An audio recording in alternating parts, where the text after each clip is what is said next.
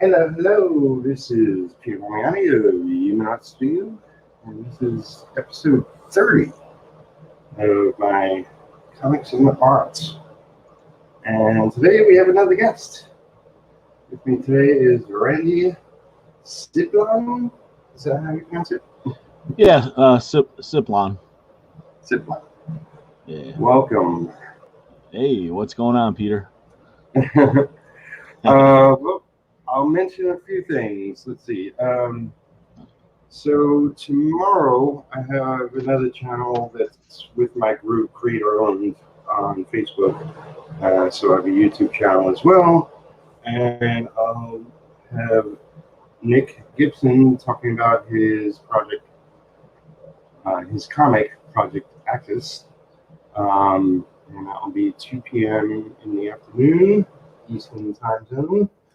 And Sunday, I have on this channel, I hang out with Todd Black, talking about his project, which I forget the name of. Oh, geez. It's something like Ninja Swords, I forget. But Todd, I've known Todd quite a while, and he's done a bunch of Kickstarters, so I'm eager to talk with him. And this is like the third issue of his latest book that is currently kickstarting. Now I jumped ahead with the numbers because I might have a guest tomorrow on this channel. We'll see if it works out. But Marshall Lee, which a number of people know, if he can get on, he will. Not sure what time. He's usually an early bird. So I'll be talking with him, catching up with him, because we're doing a bunch of stuff, and I want to see what else he's up to. So it's always good to have friends come and hang out and get some work done. So for those that don't know of you here, tell us a little bit about who you are, what you do, and of course your project. Yeah. Well, my current project right now that I'm working on is called Kill Reaver, and it's like a fantasy sword and sorcery type of story, and it's basically just my love letter to like everything that I think is cool about comic books and movies and gaming and all that stuff, kind of thrown into one big project.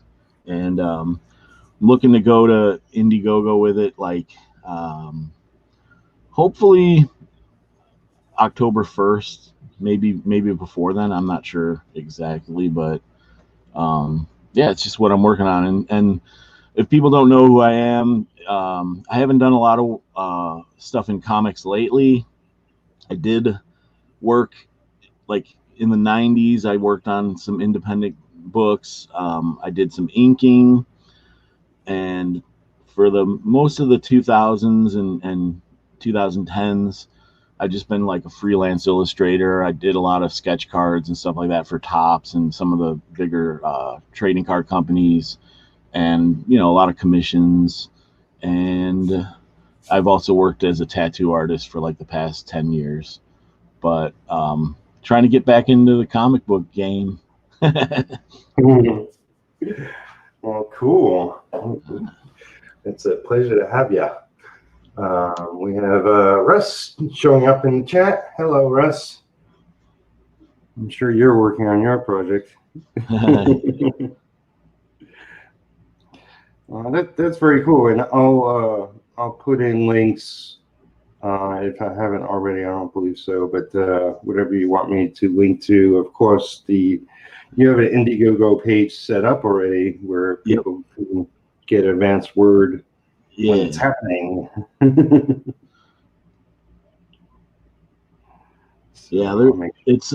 It's my first time doing crowdfunding, so it's kind of hectic. There's a lot of stuff that goes into it. Like I didn't realize. Oh yeah, it's not like just here's a crowdfunding page. Go and get your book. Yeah, a lot more to it. Yeah. But well, I hope you're really successful with. It's definitely, from what I've seen, a great looking project, and I'm excited to see you crowdfund it and get it out there. Yeah, thanks, man.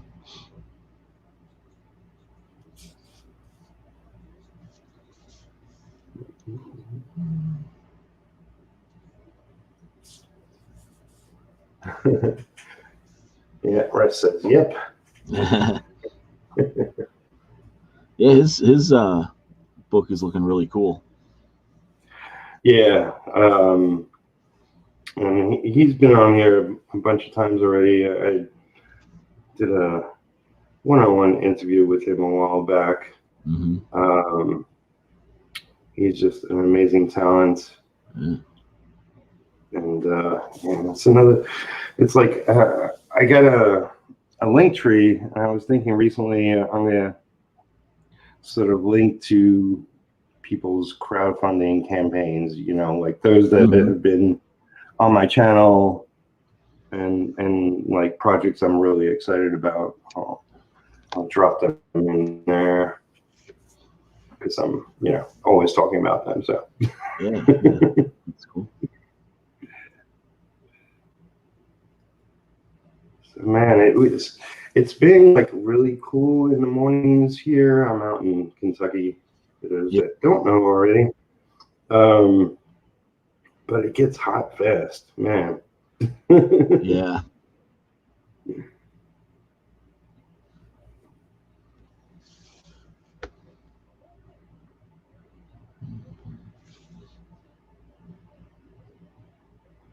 So let's see, what else do I have going on that I wanted to mention? Oh, just like a YouTube thing. It seems like they're taking longer and longer to process videos. Not such a big thing, but in order to really set up the video right, I have to wait like a day, it seems, sometimes. But What? not so much. Not the worst thing in the world, but Yeah.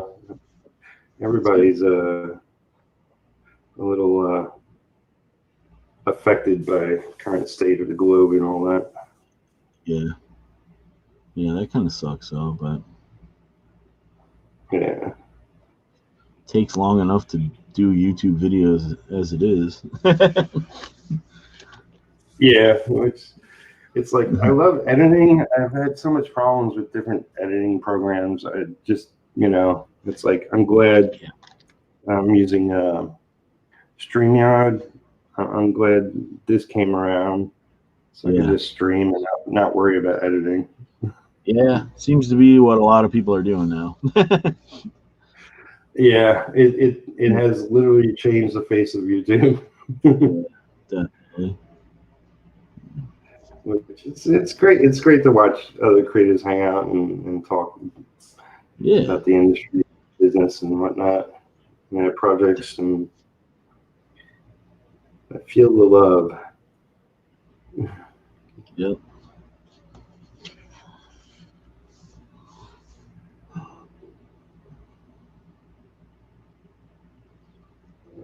So what are you working on?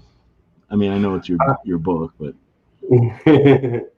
I am working on retro, and it's like I don't have an exact date, but this year I'll get this out.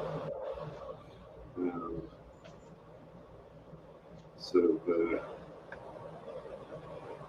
crowdfunded it too long ago, probably a year ago, well, a little more than a year ago, and just been dealing with life stuff and pandemic and whatnot, but also job now. But it's like at least I'm making forward progress. Actually, interesting thing. I had a conversation with some friends, and my intention is to get this book done, then do an Indiegogo. Mm-hmm. I did a Kickstarter originally, and it was crowdfunded, but like I say that in quotes,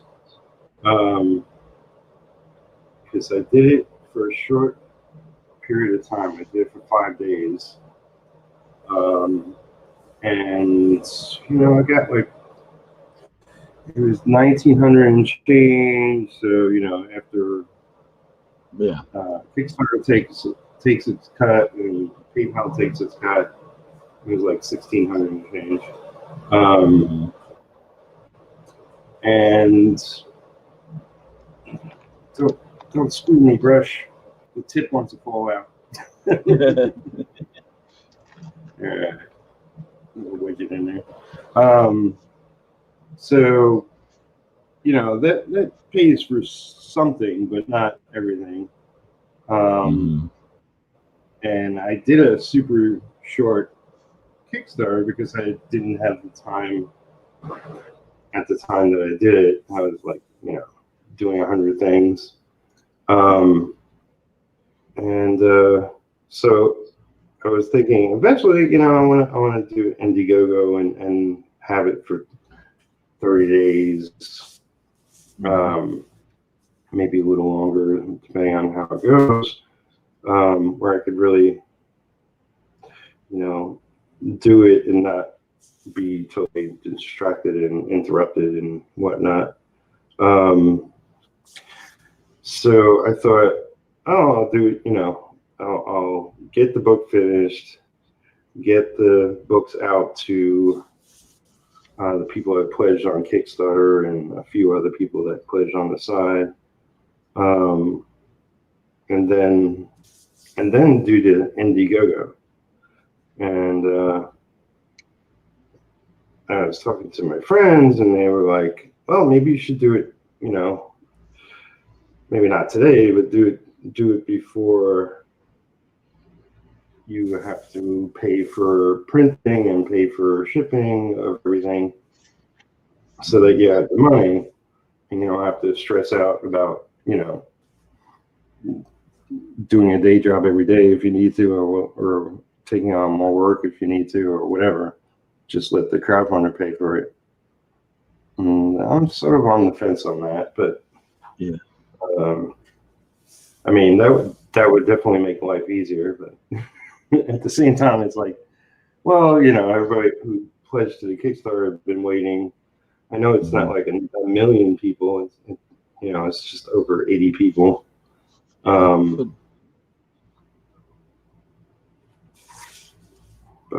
still, I was like to get it in their hands, and also like if they like it, then they'll sort of promote it.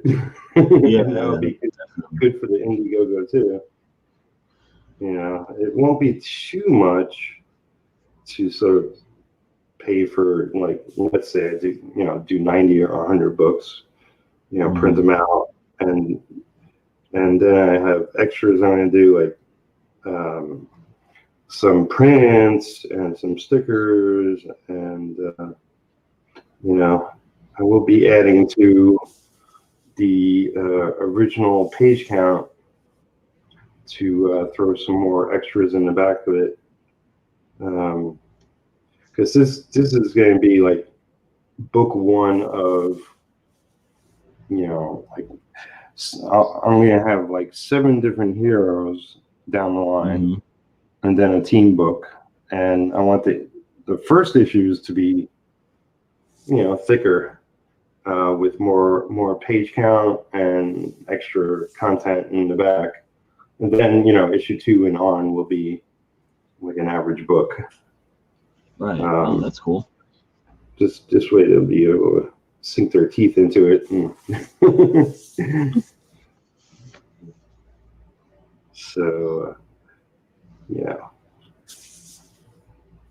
So there's all that on my mind. Yeah, no, I know. A lot of things to consider when you're doing this stuff. Yeah. No.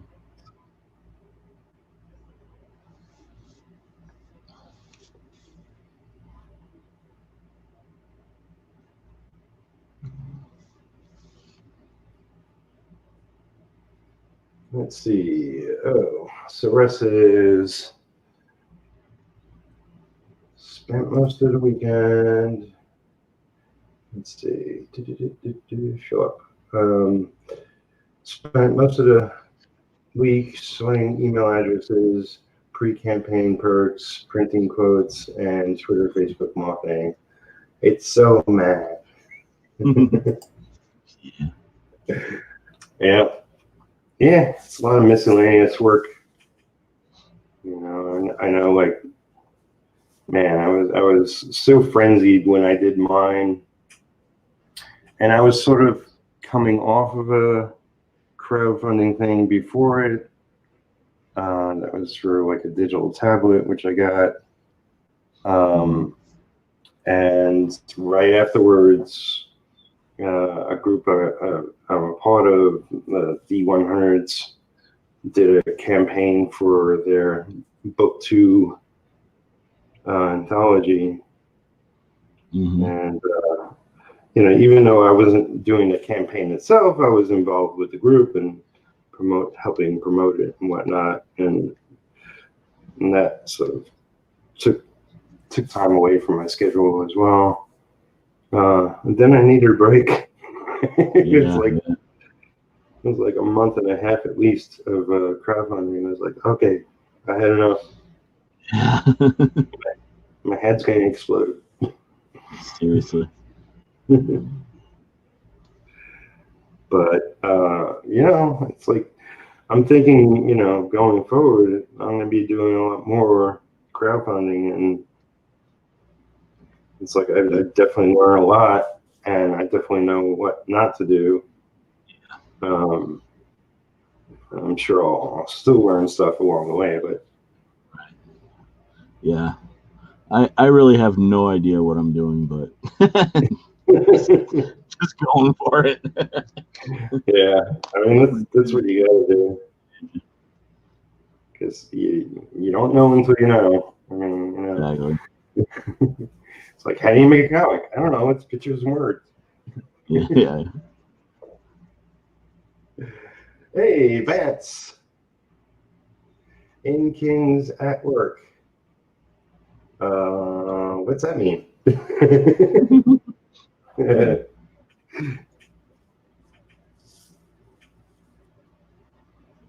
I'm sure he'll let us know. We're Ink Kings. I think that's what that means. Oh, okay. I think. Yeah. That is probably the case.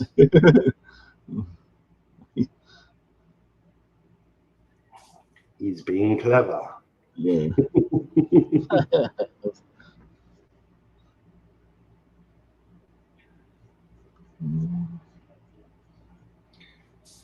So, what's your art background like?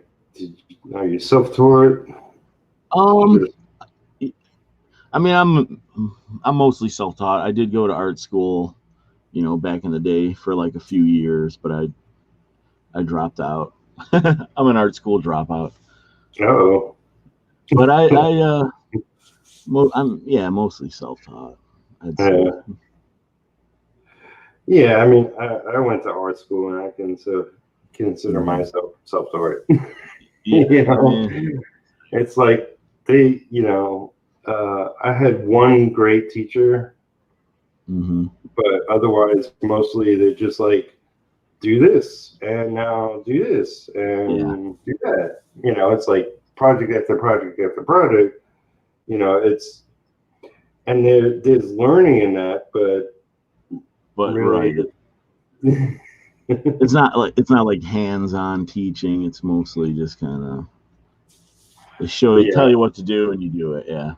Yeah, I mean, I had one teacher that really worked with you and told you what you're doing sucked if it sucked, and you know, was really honest and helpful, and But other than that, yeah, I had a few teachers like that, but yeah, mostly it was just same kind of thing. Just give you the assignment, and then that was it. yeah. But I mean, I learned a lot. Like it was quite a few years ago now. This I went like in like 1998, so like Photoshop was like new and stuff. So it's like Yeah. I learned some stuff, but I've learned a lot more on my own. Yeah. That's pretty much how you do it. I mean, it's like I'm a little older than you. Graduated high school in '81, and did a couple of years of college, but I dropped out of college. But in high school, I went for cartooning and animation. And it's probably, from what I remember of what I did back then, it was more cartooning. I mean, the only thing animation-wise I remember was I made a flip book of something. Yeah, that's cool. Yeah, which heck, I did that on my own at home, Yeah. But Exactly. what was it? College was advertising art. And, Right. Yeah. I mean, it was all a mix of different things. I mean, we did some film, we did some advertising art, we did a little bit of everything. So, I mean, what I learned was things I wouldn't do otherwise. But yeah, man, I had one teacher, I think it was high school, where he was one of those project guys, and I remember finishing my project early, and then I started walking around the classroom and helping other students with what they were doing, and he got super pissed at me. I was like, what the hell are you doing? You're not the teacher. I'm like, well, I finished my project, and that could be helpful to others. And he had such an attitude. He was like, I have paintings up in Soho. I'm like, well, good for you. Yeah, exactly. Yeah. Congratulations. Yeah.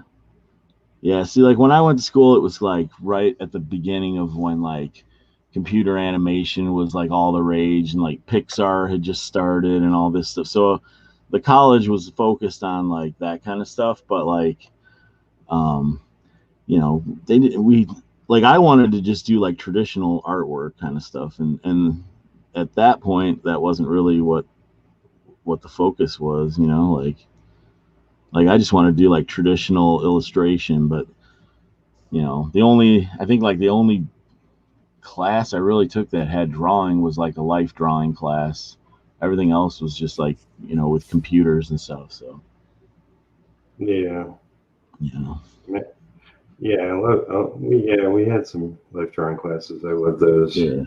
And then I mean, I'm from New York, and there was a number of places that I was aware of that you can go in, pay some small amount of money, and they would have models, and you just do life drawing, like in your free time or whatever.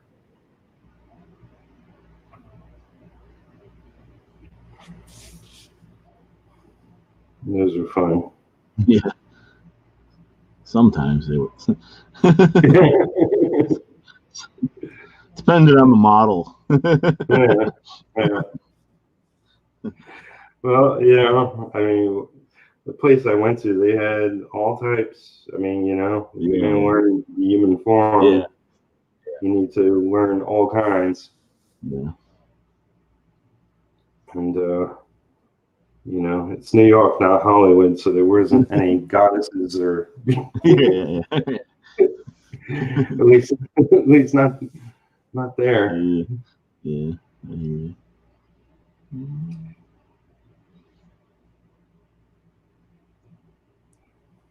But for goddesses, you just had to sort of hang out in the fashion district. It's lots of gorgeous women.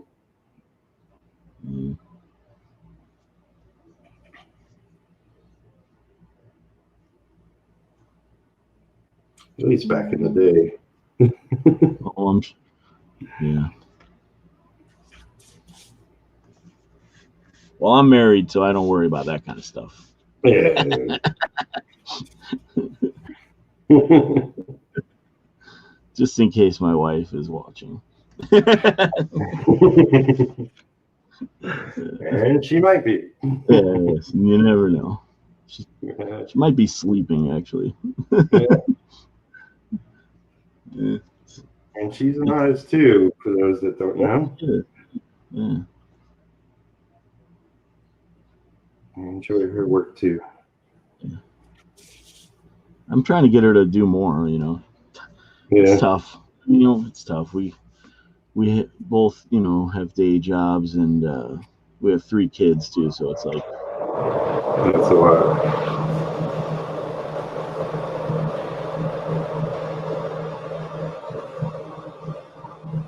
Yeah, I'm one of 4, and when we were all young, my dad worked 6 days a week, so my mom had my other aunts come to the house a lot of times, and they would help out.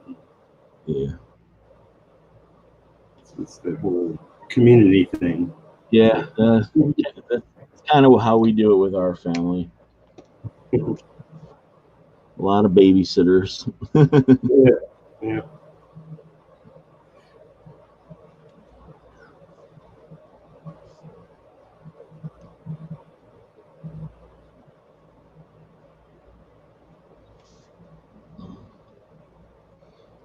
So were you always a comic fan? Oh yeah. I mean, ever since I was a kid.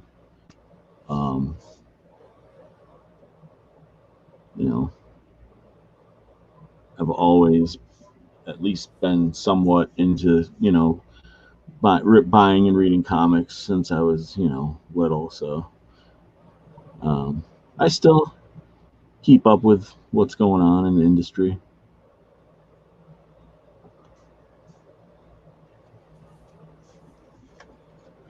Anything good happening in the industry?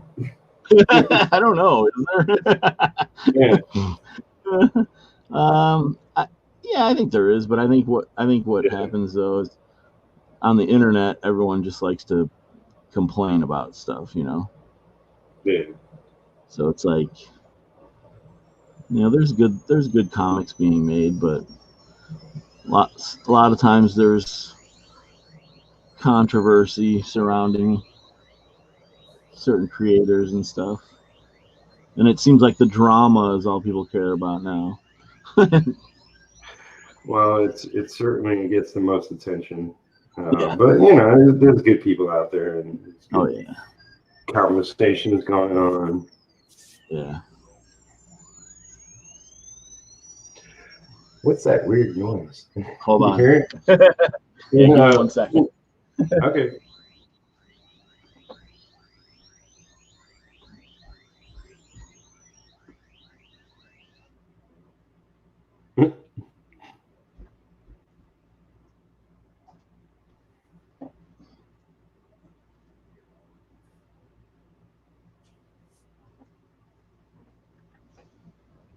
Yeah, sorry about that. No problem. It was a alarm on a cell phone going off. Like some song or something. I don't know. Yeah, that's funny. Yeah. It's like going back in time. It sounded like something from the 70s. It did. Yeah, it was like, it did sound like some weird, like Doctor Who. The Daleks were attacking or something.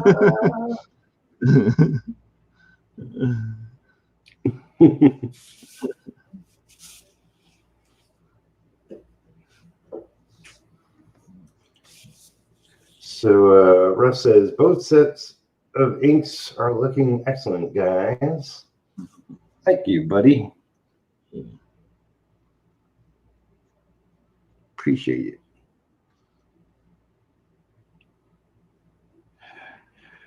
Oh, so one of the things that I wanted to mention was I don't know if you're going to color the interior, like the artwork I used for the cover of this stream.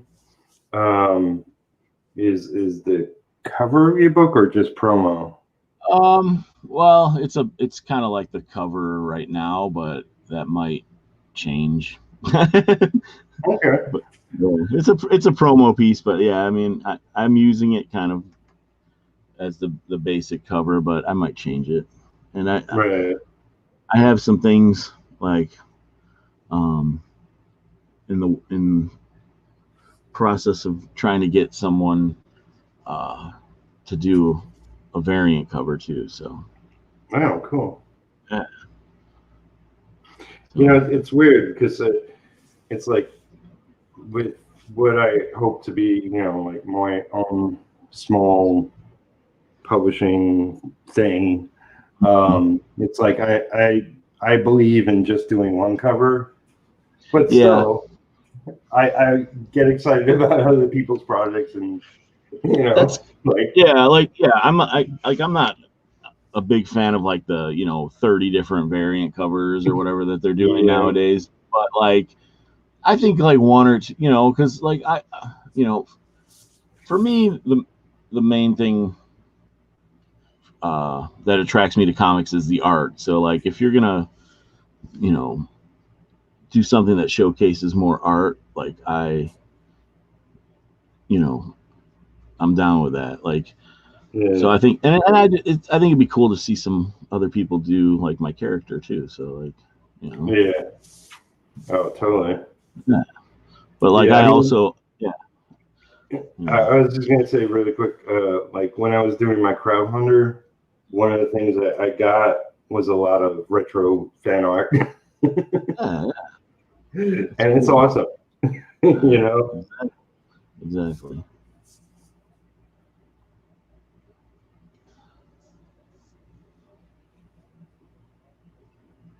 So yeah, I mean, yeah.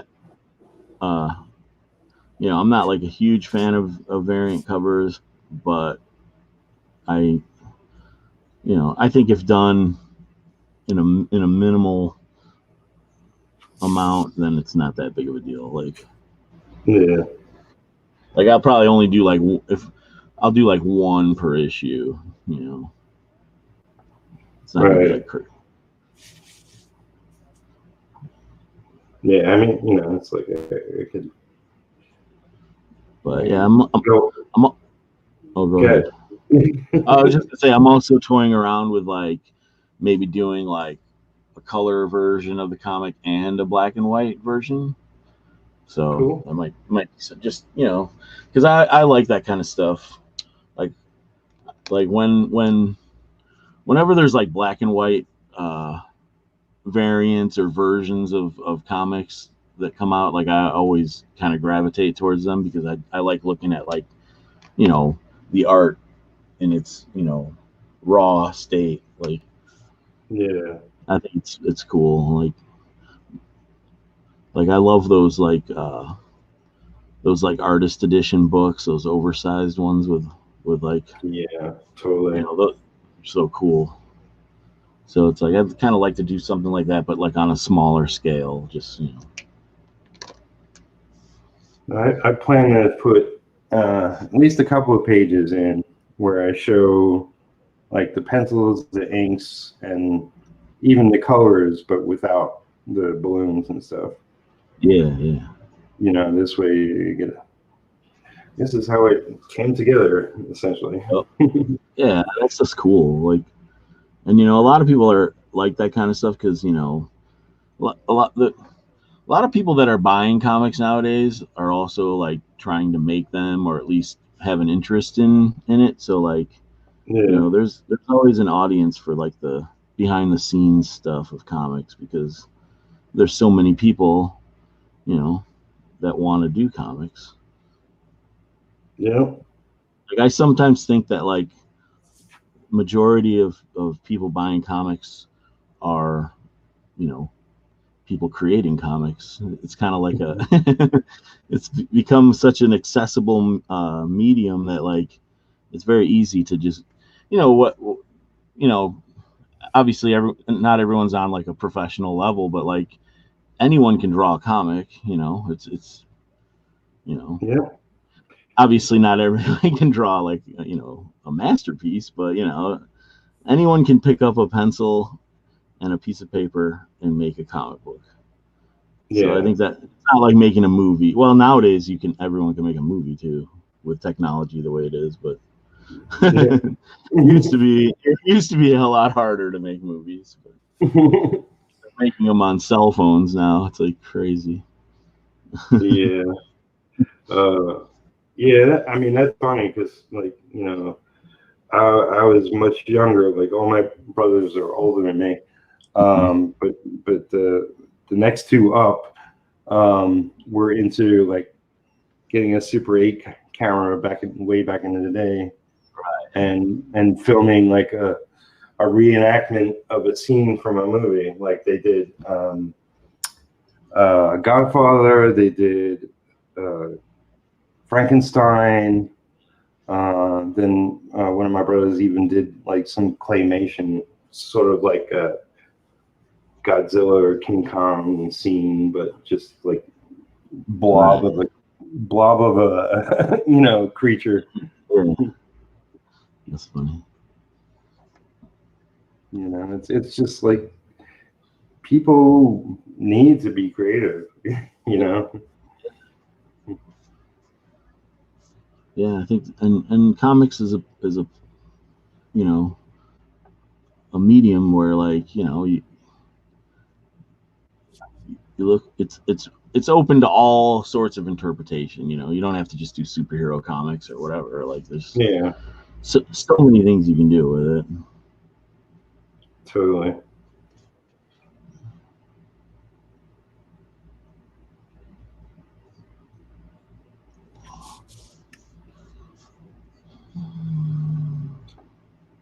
So the thing I wanted to mention about that piece is like and maybe it's your sketch card experience, but I really like the colors on that, the way it came out. Yeah. Yeah, like when I do, like that's all, like the coloring on that's all. Well, the background is Photoshop, like the color, but like um the main character, I did it all with like markers and color pencil. Right. But like it's cool. Like yeah, look, a lot of people like they're like, oh, did you color this digitally? And I'm like, no. It's kind of like I don't know, like make a few adjustments in Photoshop and stuff, and you can kind of make it look like that almost. Yeah. But yeah, it's all hand colored, like old school style. It works. Yeah, but like kids are like they don't even know how comics used to be made. I mean, I don't do it on my iPad. Yeah, exactly. I mean, hey, it's the way it's going now, I guess. I don't know. Some people, it's weird. Like some people can pull off digital inks and stuff, and it looks good. But then other people, I look at it and I'm like, you can tell it's digital. Yeah. Looks kind of muddy when it's printed and stuff. Like it's not as sharp. But there are some people that are doing it now that it's hard to tell really. This is true, but I mean, then like when you go to an art dealer, hey, could I check out this person's work? Right. We don't have any of that. Yeah, I know. I don't like that. Yeah, I mean, for me, I'm a traditionalist when it comes to comic art. I like to have a physical piece or whatever, But Yeah, I mean, it's impressive. It's like seeing somebody you love and checking out their work, like the actual pages, and it's like wow, that became the comic. You know, Yeah, it's cool. And I a lot of remember like, seeing Hellboy pages, yeah, and it was like it was barely black. You know, like yeah, I all, know. all the artwork on it. It was like, you mean his stock black and white artwork? You know, was like it looked like washes almost. Yeah, they really they must bump up the contrast when they Yeah, get totally. it ready for print, because yeah, I know what you're talking about. It's like, I don't know what ink Mignola uses, but it's not. It's he probably uses like, it's almost like you said. It's almost like watered down. It's like weird. Yeah. I mean, but he knows, you know, I mean, there's a guy that knows the process, knows like Yeah, that yeah, this becomes that, you know. totally.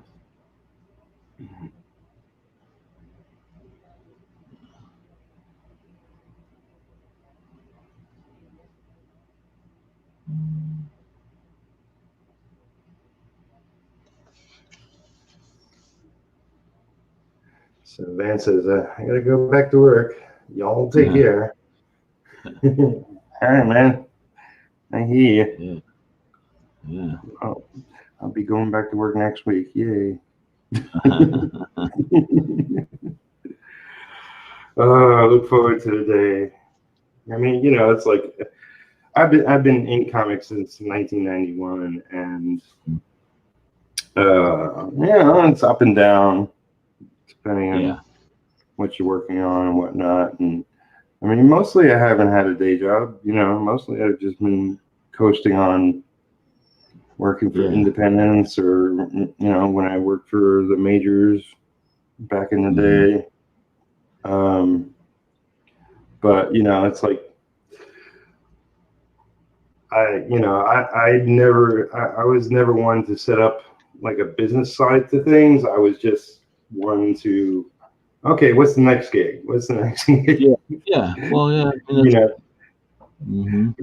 I mean that's not really smart business. I mean, you know, Right. I could have um, almost like money in the bank by having, you know, an online store that works and is people frequent, and prints, and you know, original artwork and everything Yeah, set up, or you know, ongoing commission work, or you know, yada yada. There's hundreds of things, merchandise. You know, it's like right. I have none of that in place. It's always about what's the next gig. Yeah. You know, and I'm not an idiot. I like know the business side of it. It's just, you Mm-hmm. know, I mean, one, it's a lot of work. It's just, you know, it's like it takes work away from doing the artwork, you know. Right. But it's always you know, should I put my time into this, or should I put my time into that? Right. Yeah. No, I get that. You gotta do what you gotta do to survive. So it's kind of hard, you know. Like even with me right now, like I work a lot. So it's like I have very little free time to put into my comic, you know. So doing what I can. Yeah, But yeah, it's it's tough. Yeah. yeah.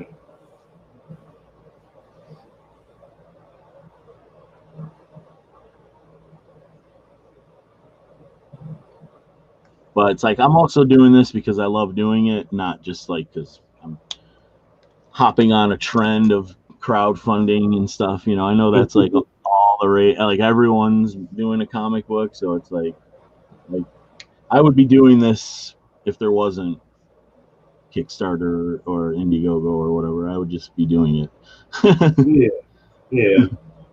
for like me and whatever.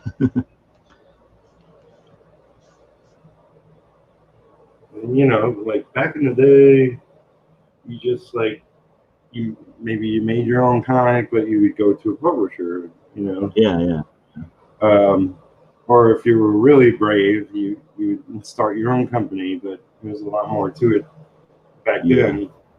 Today, you can just sort of throw things online and say, "Hey, I got a comic," and you know, Exactly. and somebody can message you, "Hey, I want a copy." Okay, $5. Put it in my PayPal. Whatever it is, you know. Yeah. No, I mean there's definitely like there's a lot of things about modern day um, society just being connected to the internet and stuff that is definitely a helpful resource for artists. Like I've made just off of like just doing commissions and people that you make connections with. 20 years ago I wouldn't have had that. Like, Yeah, no, totally. yeah. Back in the day, I only met people by going conventions and Yeah. That was, I mean, and now it's like, well, now there's no conventions, but I mean, it's still a good way to meet people and stuff and do, I love going to conventions, but yeah, right now it's not, obviously we're probably not going to do that for a while. Yeah. At least bigger ones. I know like it's weird because like I live in Iowa and it's, we have a less populated state, and they've actually like had some smaller conventions already where like everyone was wearing masks and stuff, and I'm just like, I don't know, man. Like, I honestly don't think it's going to be like a good environment to go and try to sell stuff. It's like, oh god, no.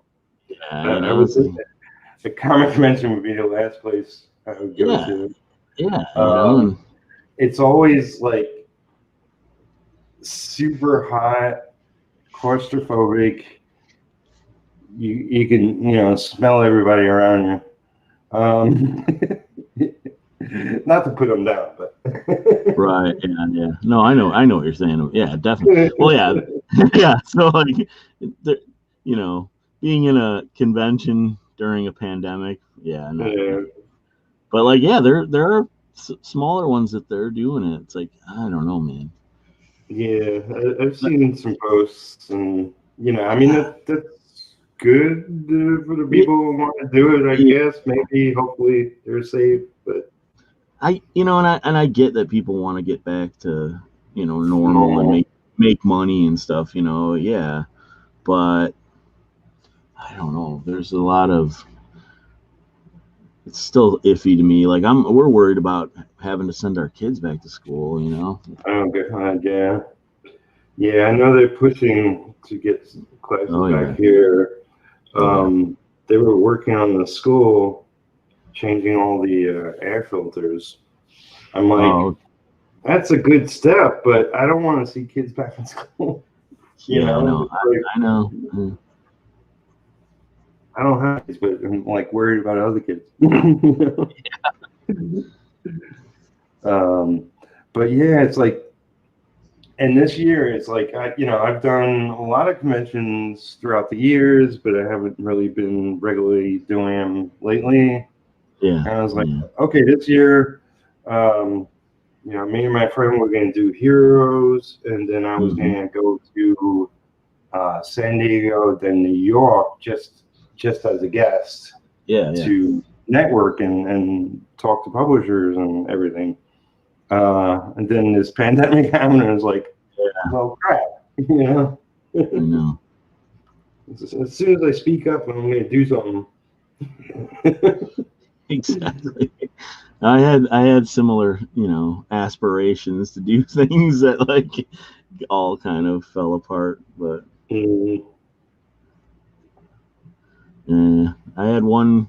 I was supposed to do a show in Chicago. It was like a trading card show, right. um, and like it was in April. They rescheduled it for October, but I don't even think it's gonna happen. I don't Mm, know, and I'm probably not gonna go, but I haven't really decided yet. I don't know. It's like it's definitely an iffy situation right now. I don't know. Yeah, it's hard to say when things are really going to be not normal, but better. It's going to be a while for normal, but yeah, better. I don't know. It's not better yet. As much as some people are trying to speed things along. Some people like the president. Yeah, everything's fine. Don't worry about it. Well, like, and part of me, I get like they're trying to make it,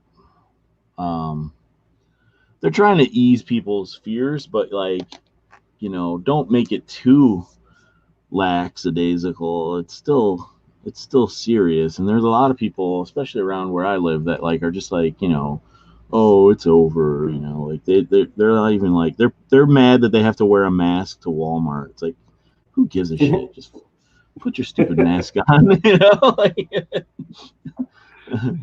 and Yeah. yeah, like I work as a tattoo artist, and we're back to work, and we wear masks, and everyone who comes in our shop has to wear a mask, and it's like it's a pain in the ass, but I'd rather do that than have people breathing in my face, because we get pretty close up to people, like it's not, so so I have no problem with it. Yeah, I mean, it's like, yeah, obviously, if businesses don't go back to work soon, then I mean, it's like as it is, like even if everybody went back to work tomorrow, the economy is going to suck for a very long time.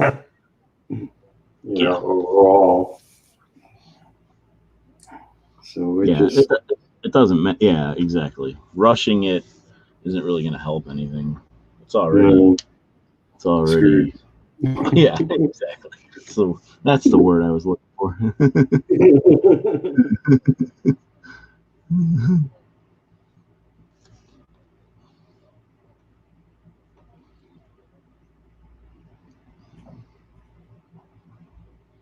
But yeah, now with you. Oh yeah, go ahead. Yeah.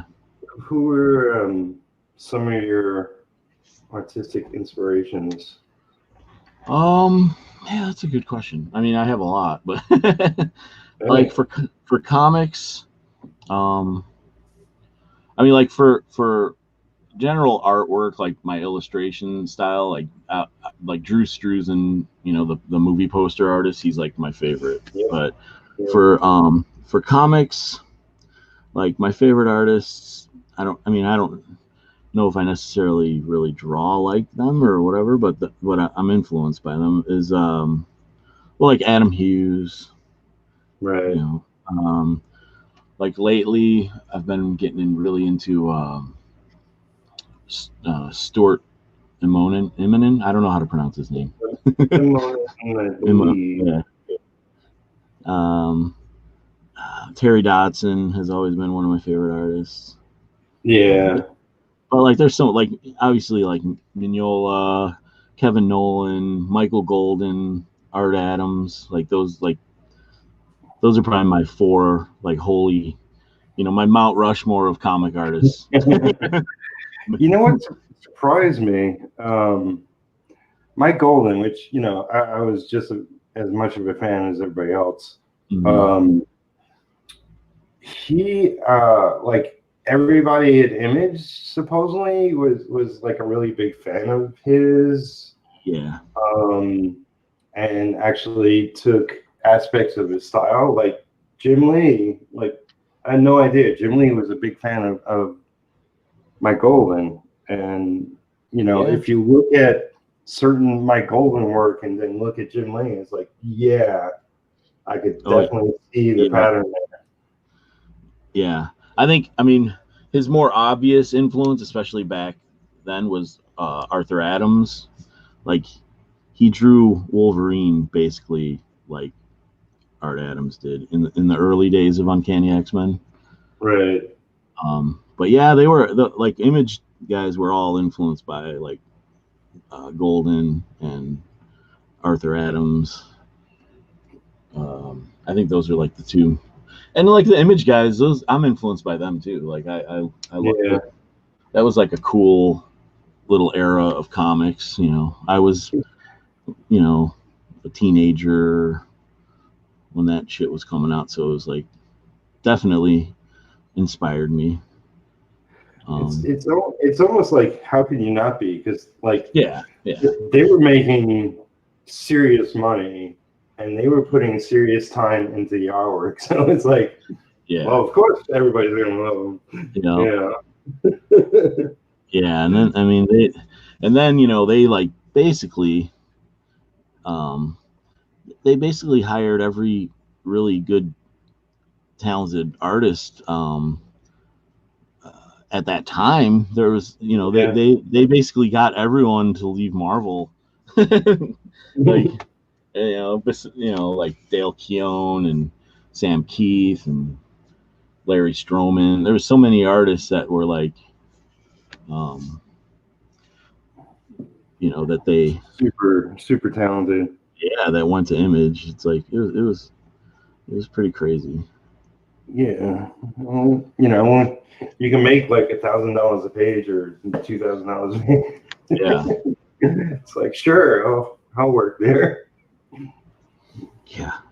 It's like I was working in the '90s, and I was like, I wasn't getting anywhere near it. Yeah. When you were working for DC, you were doing, were you inking, or what were you doing? Yeah, that's what I thought. Yeah.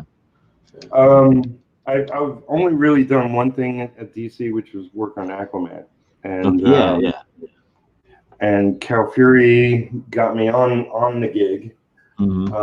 And we were the fill-in team until we became the regular team. Okay, yeah. Because there was the other art team were falling behind, and we threw an issue here and there, and then eventually became the regular team. Yeah. And it's like on the one hand, I was making a good rate, but I also knew that like I needed to make more. Right.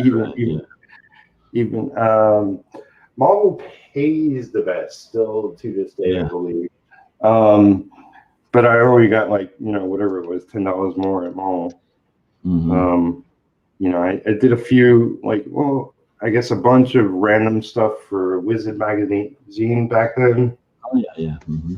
And like I'll just say it, like my inking rate at Marvel, it was either 110 or 115 a page. Yeah. And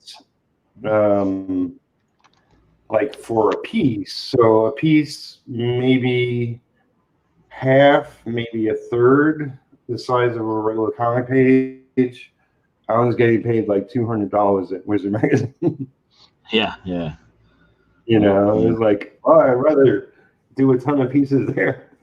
Right. Yeah, totally. But it wasn't that amount of work, but Right. And I never inked the cover for them, although I was offered one, and I was supposed to ink Joe Quesada on a cover, and Joe found out and said, no, you're using my inker, which was I forget the name of his inker, but it was one of those like Image inker guys. When was this? What year about? Do you remember? Mid '90s. Yeah. Wasn't your brother inking him exclusively at that point, or what? Well, my brother inked everything Joe until a certain point, and then Joe got a new inker, and it was very imagey inker guy. Damn it, I forget his name. Very, very stylized, very like, even his signature was like really artsy. and unreadable, but artistic. Yeah. But yeah, it's just like, oh man, I can't ink that Wizard magazine cover. Damn it, Joe, shut your mouth. Yeah. What the hell? Come on, I'm better than my brother. I could do a better job. There you go. It's like me and Jimmy had different styles, but Yeah. it's like I always thought I can do a good job on Joe, but never got the opportunity.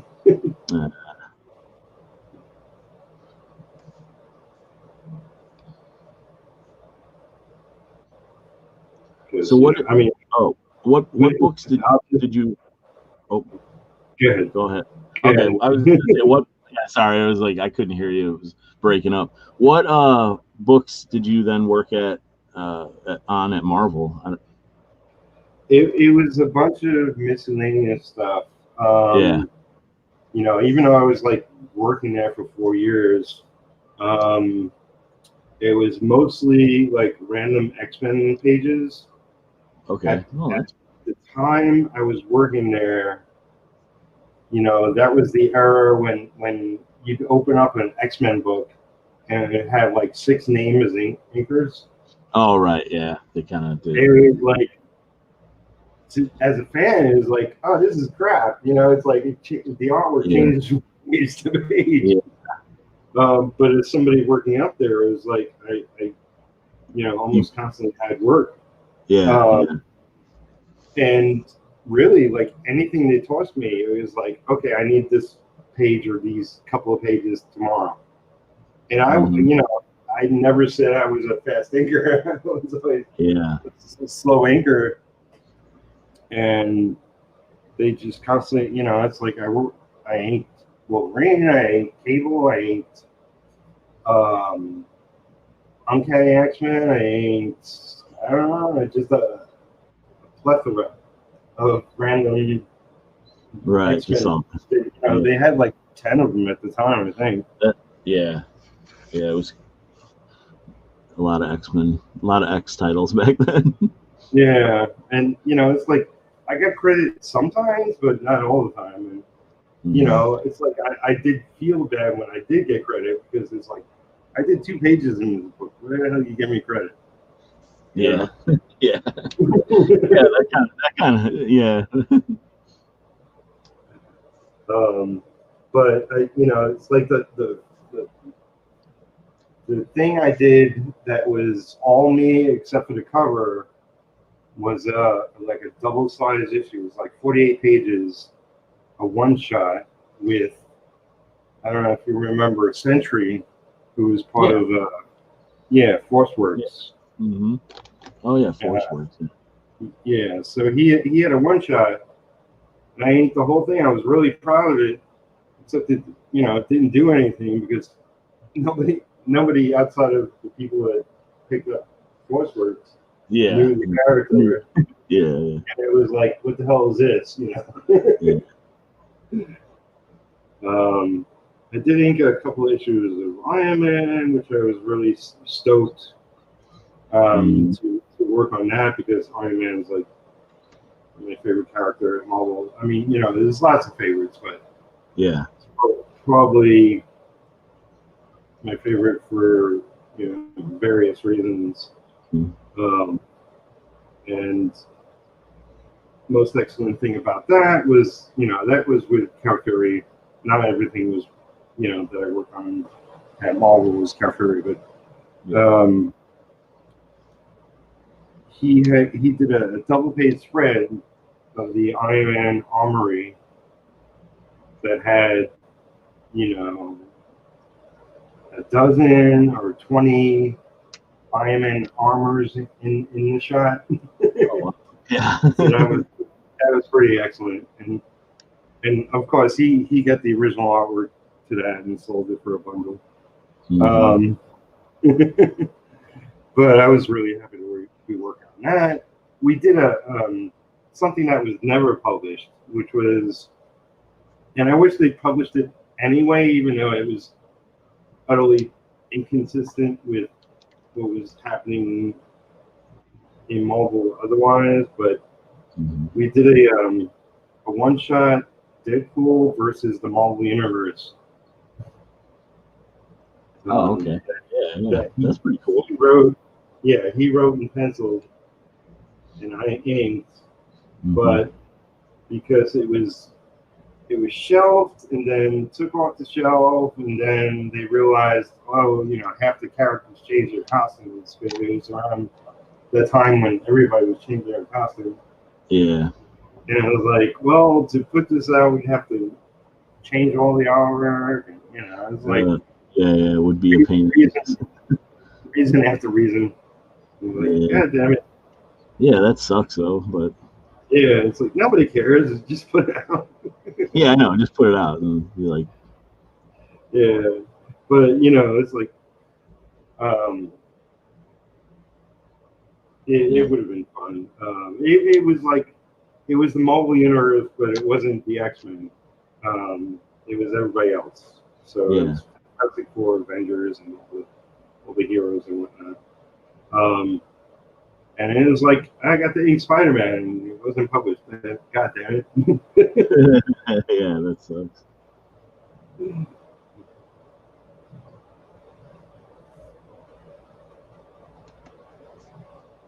But those, you know, those were fun times. Um, you know, even back then, it was like you hear about like the suits interference with the creative side of Marvel nowadays. It Yeah, happened back then. You know, it was always a thing. yeah, that's true. Yeah, definitely. You know, but I got to work in the bullpen. You know, like inking some last minute stuff they needed right away. Yeah, that's cool. I mean, you know, it's like it was actually working up at Marvel. Like my brother came to me one day and said, you know, my friend Tex needs help getting an issue done. Um, you want to, you know, ink some blacks and make a couple of bucks? I was like, sure. And Yeah. we went up into the offices. We were actually all in the bullpen. So it was Mark, my brother, this guy Ken, maybe one other person, and it was there that I decided I want to do comics. Oh, cool. Yeah. I mean, it was like you know, I grew up reading comics, and me and Jimmy growing up, and then into a lot of the same things, comics and movies and whatnot. And Hmm. you know, our father used to take us to comic conventions and stuff. But you know, it's like I probably would have done it anyway at some point. But you know, I got out of school and into a J job and just got into a rhythm with that. But you know, 10 minutes up there, sitting in the bullpen, looking around at all the offices, like, yeah, this is what I want to do. I want to Yeah. work on comics.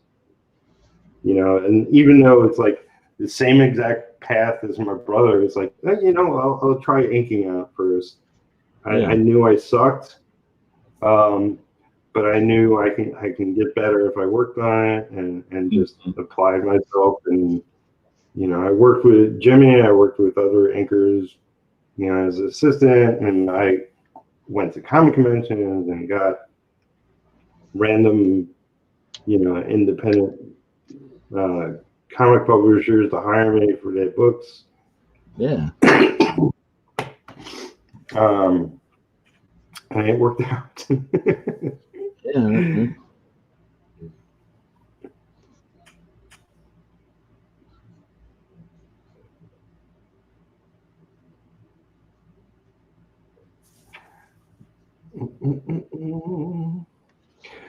So we got a bunch of lurkers. Anybody have any questions? Yeah, it's always cool to see people watching. Definitely. Yeah. Yeah. I mean, the thing is, when you do these things, it's like a lot of the views you're going to get come later, you know? Yeah, oh, absolutely. It's like,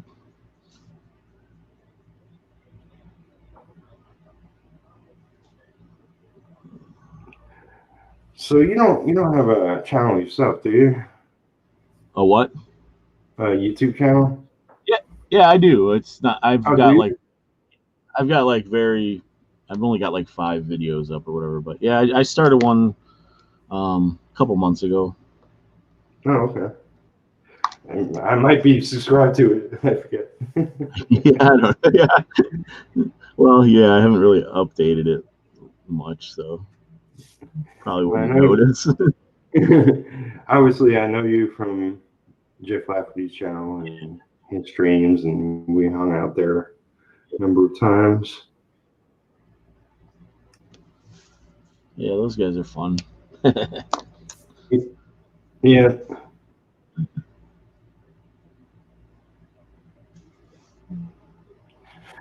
Yeah, it was like it was back in the day when Jeff um, started his Facebook group, the Outcasts. I was like, hey, we should do a hangout Yeah. together and invite people. He was like, nah, I don't think so.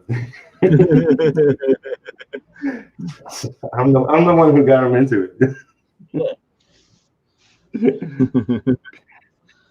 Now he's all comfortable and stuff. Yeah.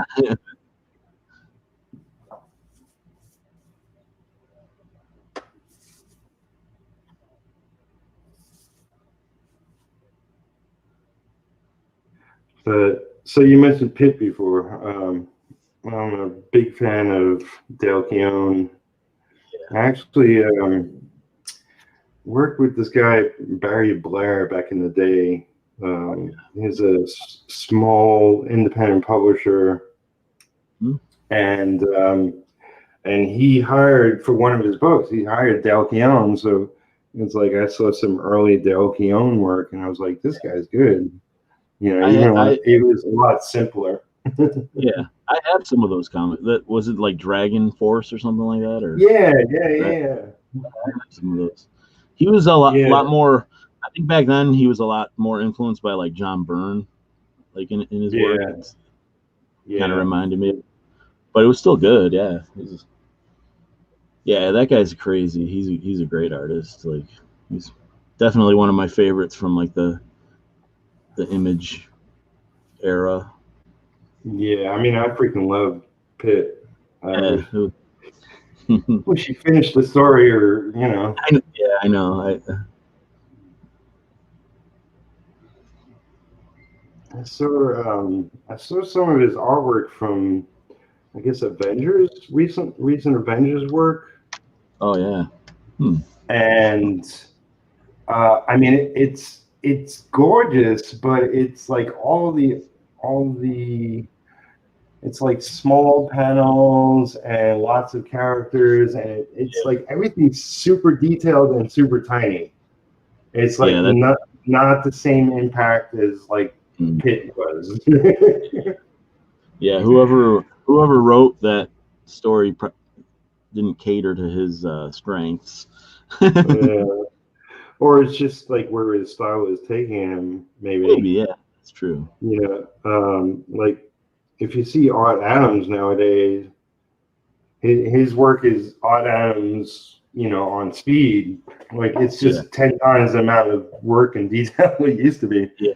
And it's like that's gorgeous to a certain extent, but you lose like impact. You lose, I mean, there's a reason like Kirby's work is such action and slash and dynamic, to his work, and it's like because it's not bogged down with a lot of super detail. I'm a lover of detail, but I think it depends on the artist and what they're doing.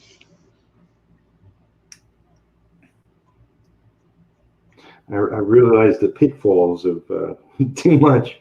Yeah. I know.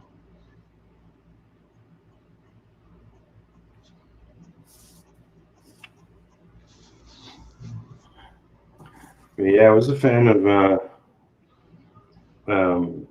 Sam Keith as well, the Max, his work in Marvel Comics Presents with his Wolverine story. I mean, it's such dynamic panel layouts and design work.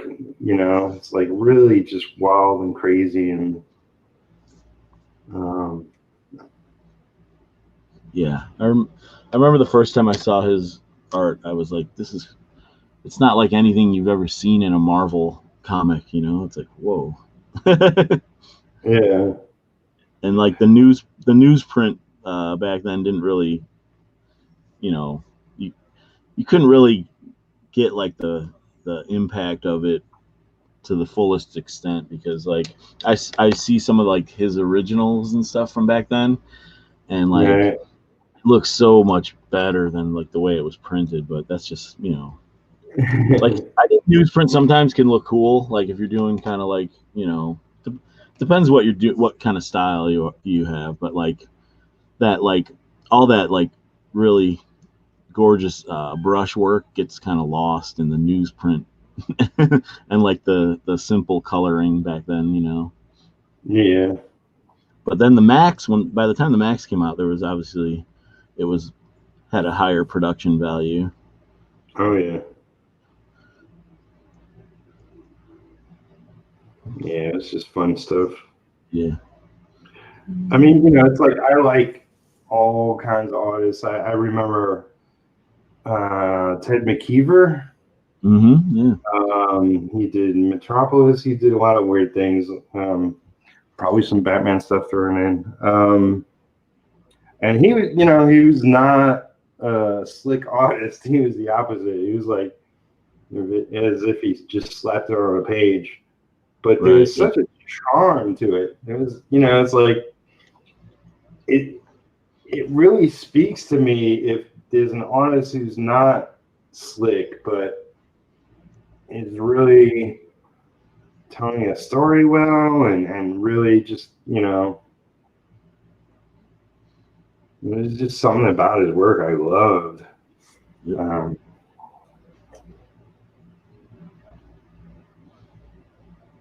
Yeah, there's a lot of artists like that where like I look at their work and it's like I wouldn't necessarily draw something like that, but I can still appreciate it and enjoy it, Yeah. Definitely a lot of artists like that. But and then like like you pick up on a few tricks and stuff of what they're doing and kind of incorporate it into your own work too sometimes. Oh yeah. I mean, it's like I'm just now becoming an artist after all these years. It's like mostly been an inker. And I know where I do wrong and where I need to improve, and that's mostly like I'm not directly influenced by like Bill Sienkiewicz, but one of the things he did was like his style would change within the comic, a lot. And to me, it's like in my work, I see that happening, and that's a bad thing. Like, it's like the inconsistency of the amount of work I put into one piece as opposed to another piece on the same page is like, it's too drastic.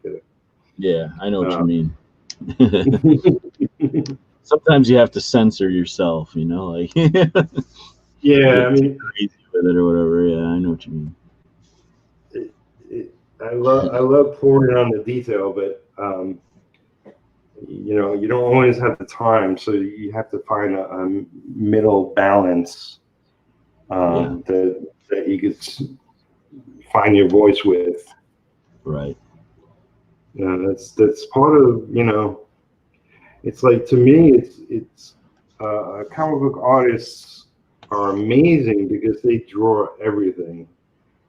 Yeah. And and because they're churning out book after book after book after book, in a relatively short amount of time for the work they put into it, So there is a very comic book style to their work, and if they're given time to work on a piece, you could really see the level of their work. It's like I know a lot of the comic artists have done paintings outside of the regular comic work, and it's like, oh my god, it's insane. Yeah. I had no idea, Yeah. No, yeah, definitely.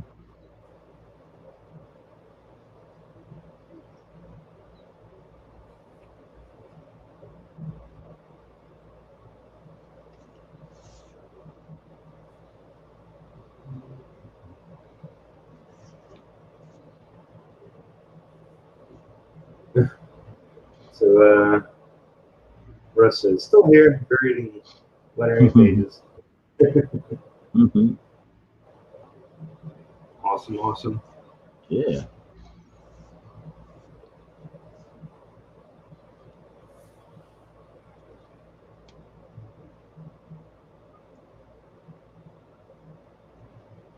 Yeah, lettering, that's fun. Oh my god. I've done some. I either got to get better or find a different way of doing it. I don't know. I've done very little, but in some web page stuff. And it's like, yeah, it's passable. It's like I know what's good and what isn't, but it's also like learning curve to everything. Yeah. After years of reading literally thousands of comics, Yeah. I know what works and what doesn't. Yeah.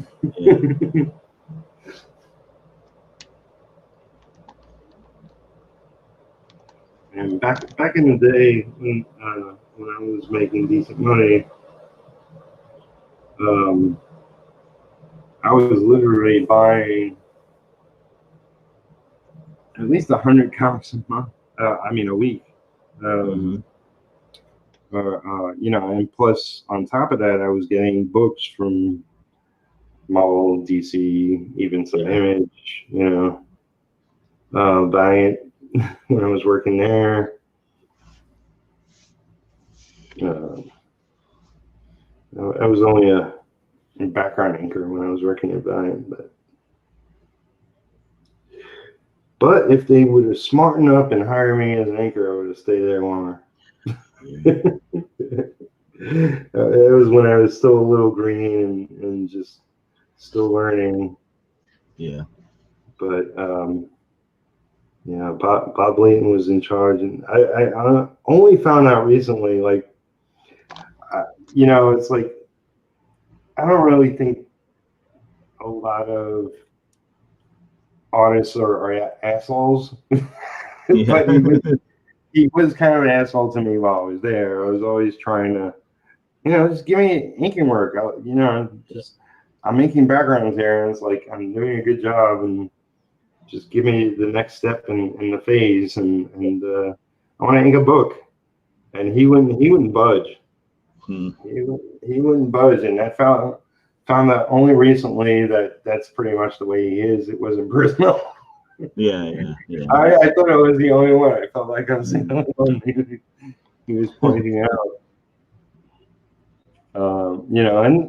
Like I said, I was a fan of Iron Man, so of course I knew his work for years and years and years, and admired him for his talent. But I mean, he was doing a good job at Valiant. It was picked up by other people. It was like there was so many different people in charge of the company throughout the years. Yeah. I think there's only one person left from the crew that was there when I was there. Yeah. I think it's Fred Pierce. He's the publisher. Okay, yeah, because they kind of went away for a little while, didn't they? Like, yeah, they were bought out by Acclaim, Yeah, I remember that. Yeah. They were doing video games and Yeah. but yeah, they were bought and sold a bunch of times. And the comics weren't the same as when I was there. You know, they did improve some stuff. They improved the coloring. I mean, I like the hand colored books, Mhm. but then digital coloring came into it, and everything started looking well. Digital coloring in the beginning of the was crap everywhere. But Yeah. Yeah. and, I mean, to me, it's like when you color a wall with a digital color, like a digital brick pattern, that is Mhm. not good. Yeah. Yeah. It looks horrible, and Yeah. everybody was doing it. They like Yeah. it was a metal pattern that they would color like swords, Oh and yeah, I know. Yeah. Yeah. Yeah. it was like, oh my god, this is so bad. Yeah. It's like, who thinks Yeah. this is good? Yeah. It's kind of like when everyone was putting lens flares in everything. Like Yeah. just because Photoshop had a filter for it or whatever. Everybody has the same toys and they're using them too much. Yeah. Exactly.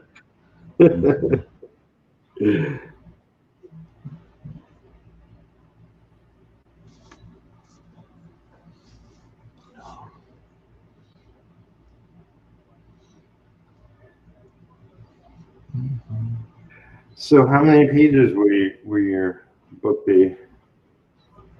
Um, I think I'm gonna do. I think it's gonna be 40 pages of story, Yeah, cool.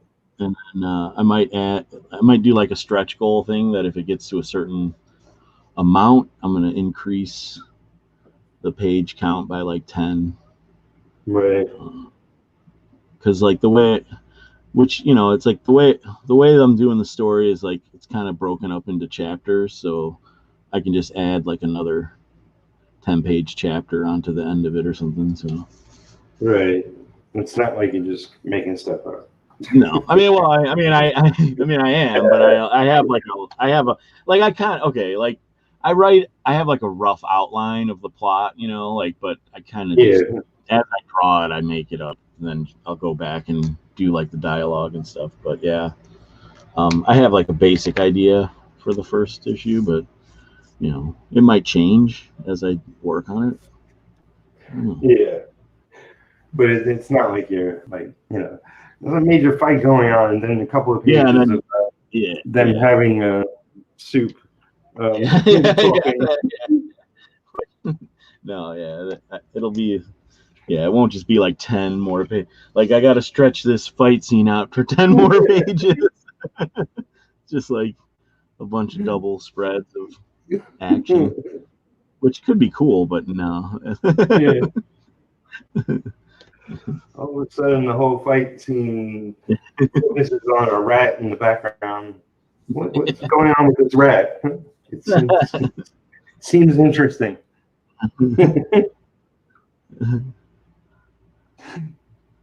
That's funny.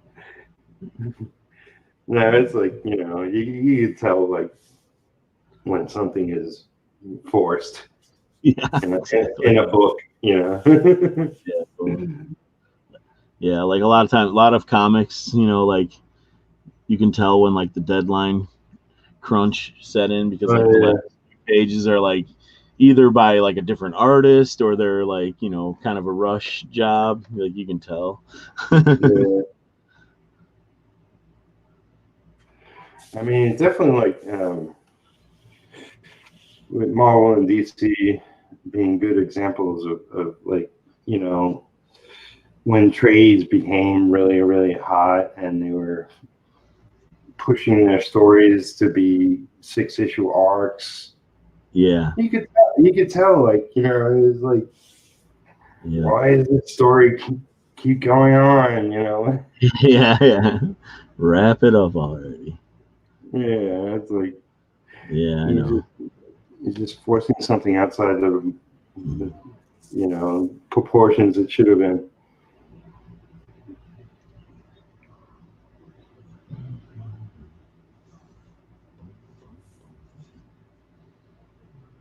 It's like when you go see a artsy movie, you just know, like, this movie should have ended a half hour ago. Yeah.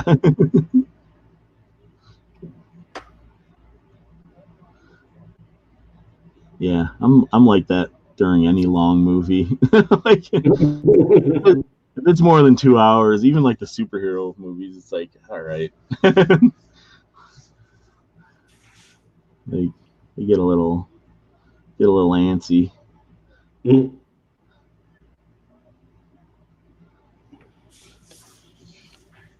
Now the whole face of the industry is changing because, it's like with Netflix, they got 10 episode seasons. It's pretty much a long movie. Yeah. Like a 10-hour movie. Yep. I know. Yep. People binge watch all of them at one time. I don't know. I can't do that. I fall asleep if I had it. It's a lot. It's a lot. Umbrella Academy came out. Yeah. Recently, season 2, and I watched that, but I didn't watch it in one day. No. I loved it, but Yeah. I gotta eat and sleep and work and right. other things. Yeah, I don't know how people do that shit.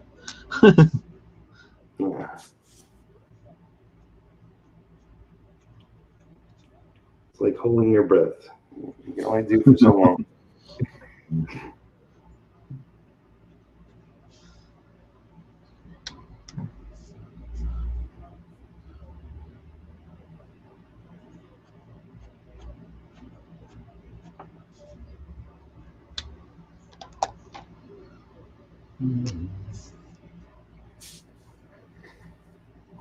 Gotta go now. Great art in the stream, guys. See you soon. Thank you, Russ, for hanging out with us and keeping us occupied. Yeah. Exactly.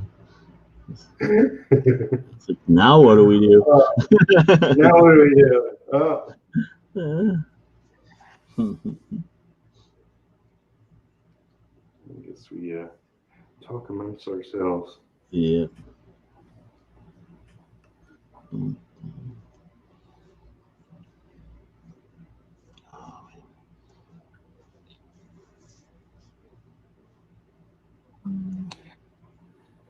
So were you a fan of like comic strips back in the day, like newspaper strips? Yeah, definitely. I mean, I don't know if I don't have like a offhand. I'm trying to think of like some of my favorites, but I mean, I was always more into comic book. Like I would, look at like the Sunday funnies and stuff when I was a kid, but like, I'd always be like, where are the superheroes? They were in there, but not as many. But yeah, I mean, like as an art form, definitely. I look at a lot of the stuff, a lot of the older stuff now. Like there's a lot of really great cartoonists back in the day. Oh yeah.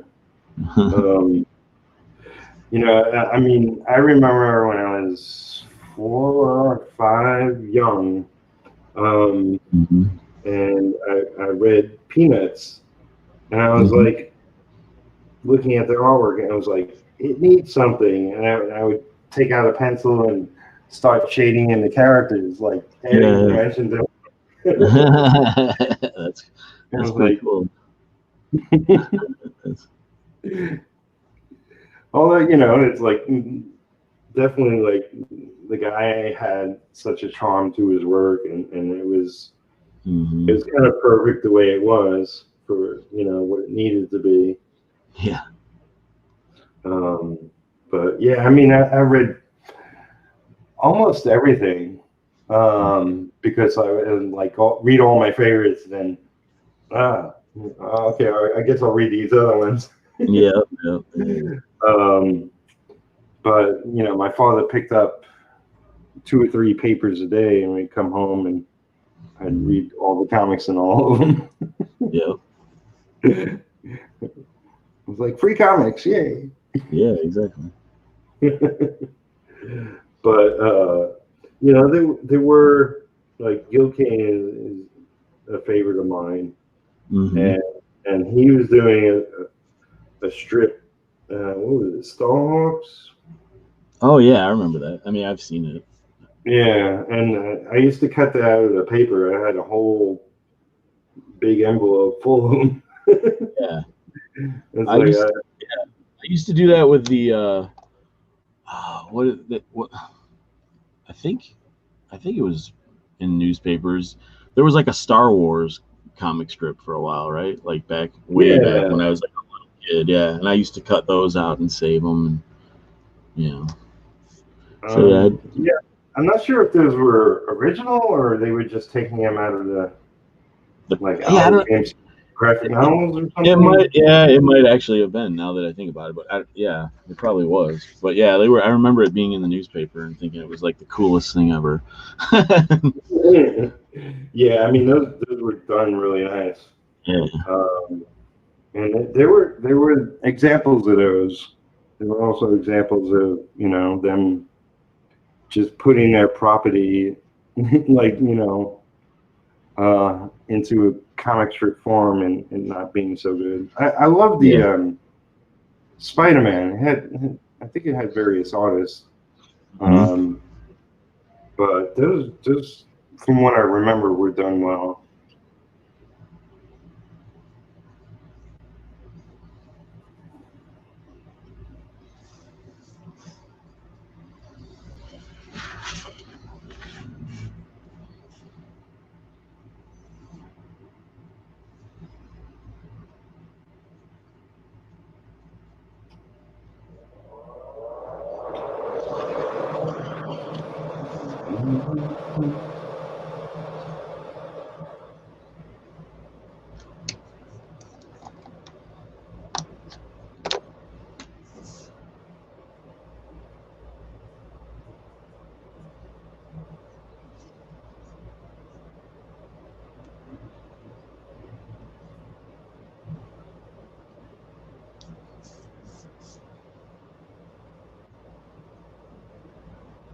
So what's the last comic you picked up?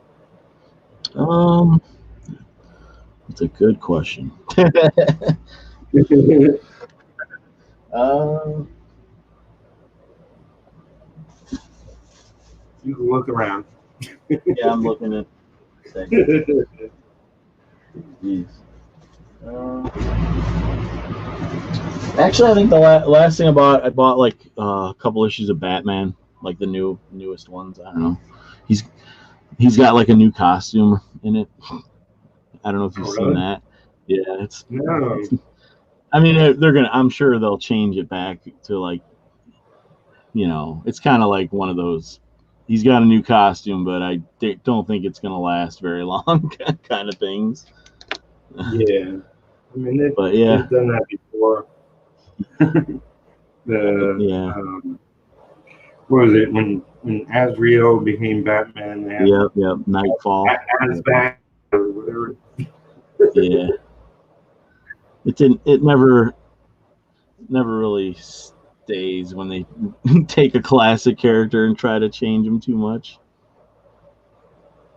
No, I mean, like I think Venom is sort of like the exception to the rule. It's like when they made Spider-Man's costume black, and Yeah, that's that true. was people were excited about that.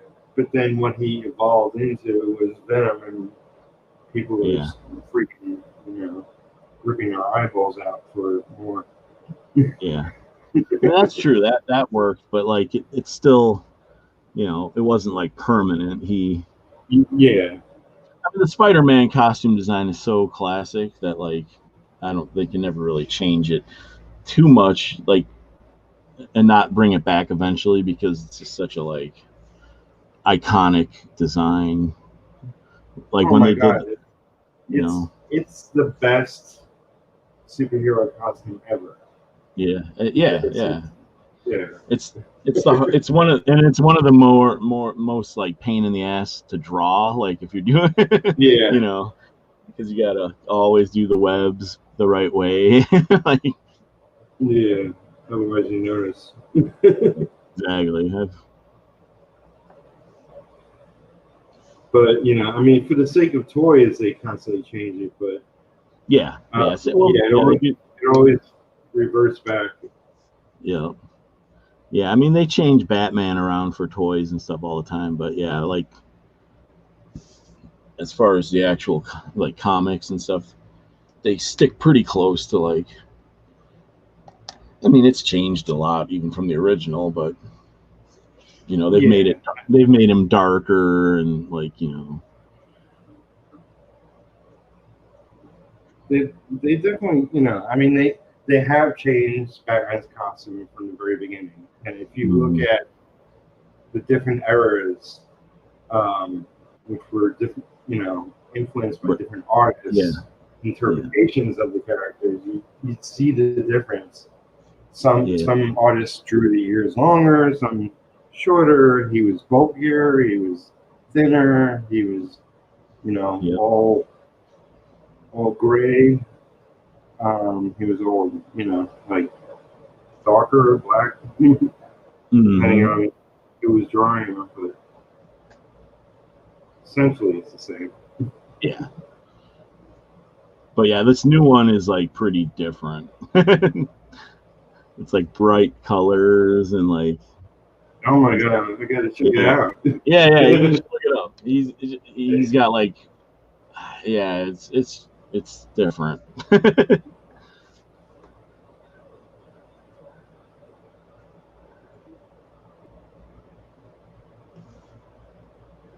And I mentioned recently, like I checked out the whole, well, not the whole, but a couple of the videos from that whole San Diego Comic Con home thing.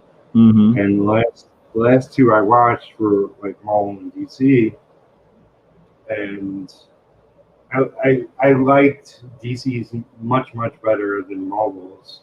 Yeah, Um, it had more creators on it. It talked about more books.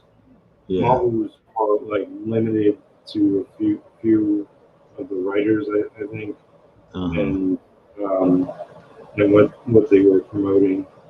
Um, but like it really impressed me. Like that, there's a lot more female writers working on books. Like it's like Yeah, I'm part of Aquaman's history, and now there's a female writer writing the book. It's yeah, like yeah, that's yeah. cool. I've actually been picking that book up because I kind of like the artist that they got on it now, and it's pretty good. Like the story's pretty cool.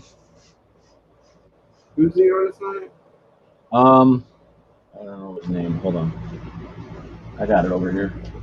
it?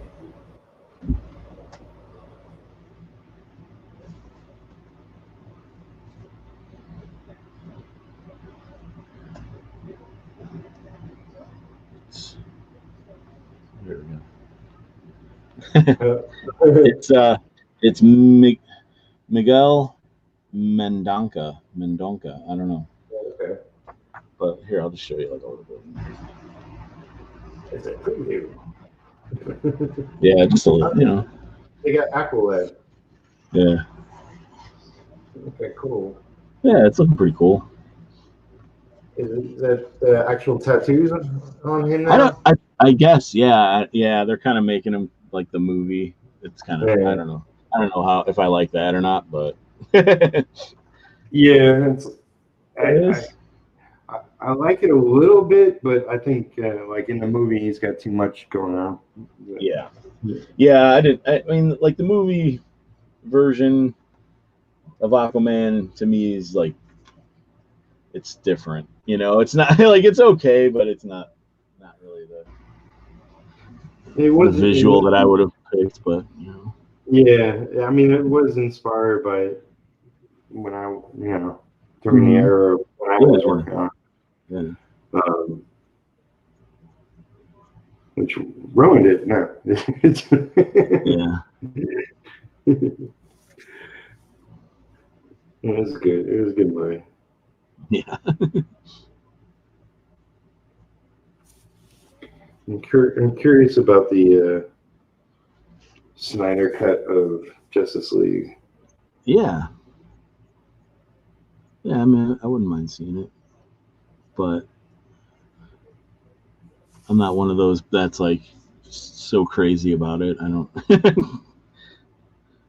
There's like a whole group of people that are like obsessed with it. Mm.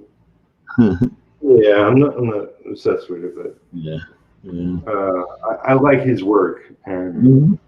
I'm interested in what it would have been or could have been.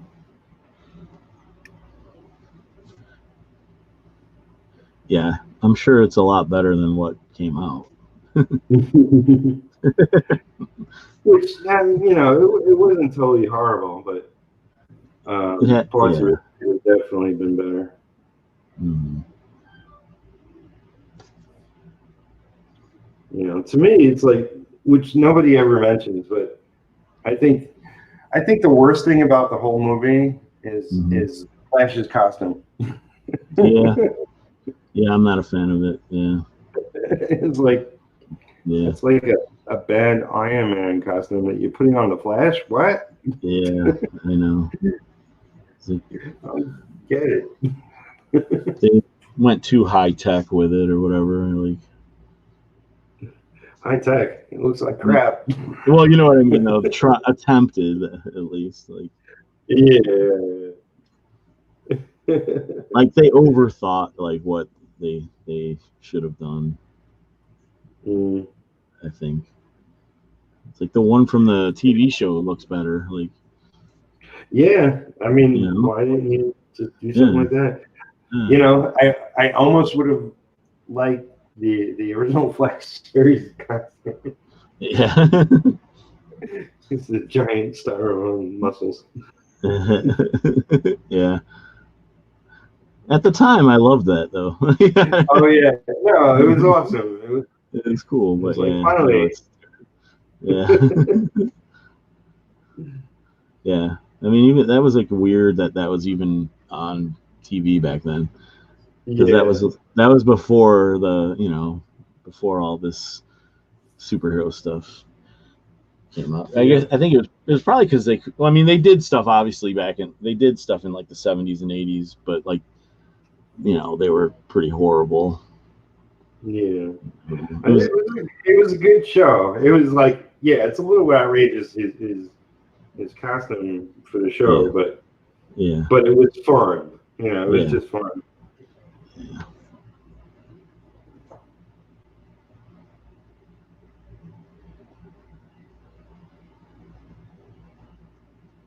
I mean, that's from what I've seen of your book thus far, you have really good design sense, with your characters and what they're wearing. And Yeah, I mean, this is like a page that's basically kind of introducing the villains of the book. Cool. Yeah, there's like a minotaur kind of dude, and there's like a mysterious cloaked figure. Of course. Yeah, you got to have one of those, like. Yeah. It's like I don't even know who that character really is yet. It's kind of we'll come up with it. I have one in my book, and it's like, yeah, he's not cloaked, but he's like in the shadows, and sort of we get to see him, but we don't know exactly who he is, why he's there, blah blah blah. Yeah. But we'll find out. It's just a little thread for a future story. Exactly. But so my book starts with Retro fighting another character called Diamond, and it's a black character. So I thought, it's like when I was plotting it, because I didn't do a full script.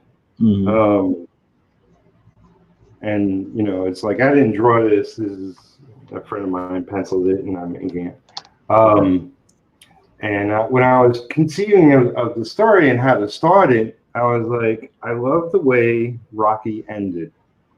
I want to start my comic with the way Rocky ended. That's cool. So it's basically him Retro versus Diamond punching each other at the same time. Nice. Yeah. That's pretty cool. Yeah, I like that.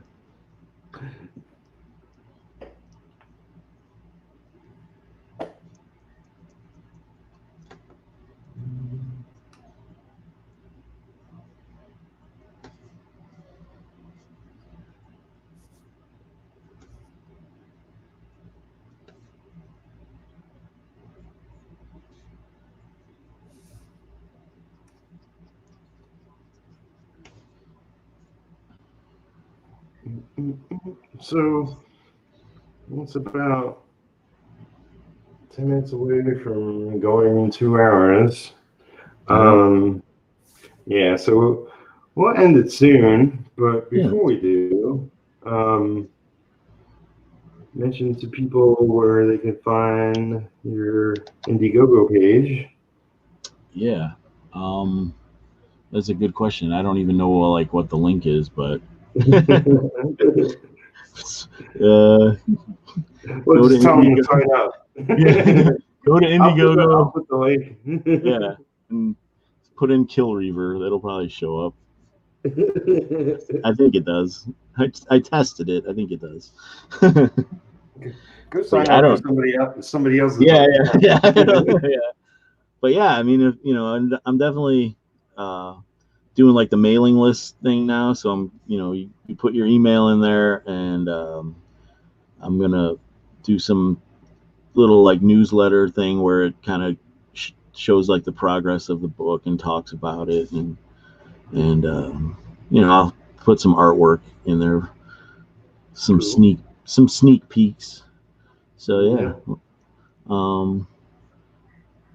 Yeah, I mean, I'm, and hopefully people will back it when it comes out, or at least, tell a friend who has money. Tell all your rich friends. Yeah, tell all your rich friends. Is like, you really want this comic. I'm sure that'll work. Yeah. Well, this is a would you say it's a passion project of yours? Yeah, definitely. This is like, kind of like everything I've always wanted to do. Like I've always wanted to produce my own comic and I've done some stuff in the past, but they were like kind of like mini comics and ash cans and stuff like that. I've never actually had like a high quality book, like printed on nice paper. Everything's going to be like really high end. And this is kind of like, my opportunity to do it. And like the story and the art, it's kind of just everything that I've like always wanted to do. And basically I'm just taking all of my influences and everything that I think is cool and throwing it into one book and see what happens. It's gonna get crazy, but I mean, maybe not all my influence, but it has a mix of superhero, fantasy, science fiction. There's gonna be elements of horror, so like it's kind of like everything all in one. There'll be hot rods and aliens and I mean, definitely set in like it's not really in a modern I know set on like modern day Earth, but yeah, I mean, you never know though. You never know. There could be a twist. Surprise. All took place in my mind the entire time. A way it kind of does. So yeah. I guess any Yeah. Yeah, every comic is that. Yeah.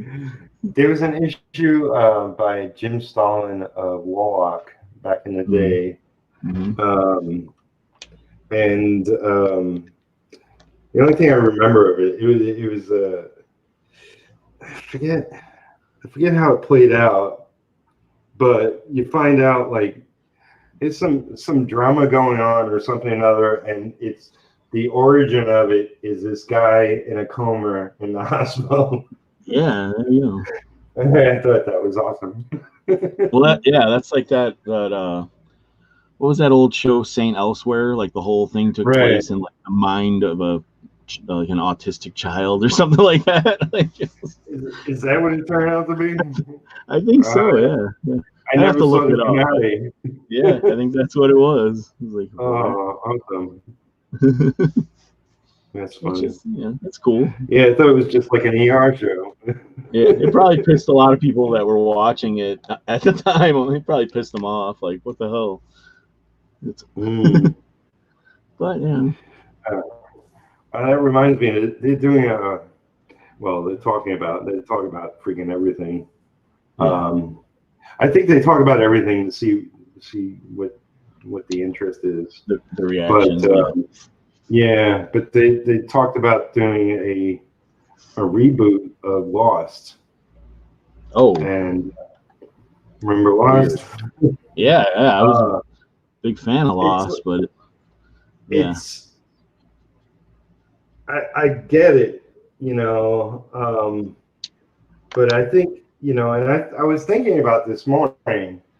I think they missed their moment because no matter how you do it, it's like, okay, to do a reboot. Okay, now's your opportunity to fix everything that went wrong with the show. Yeah. But meanwhile, everything that went right with the show, anybody watching the reboot who watched the original already knows all the secrets and stuff.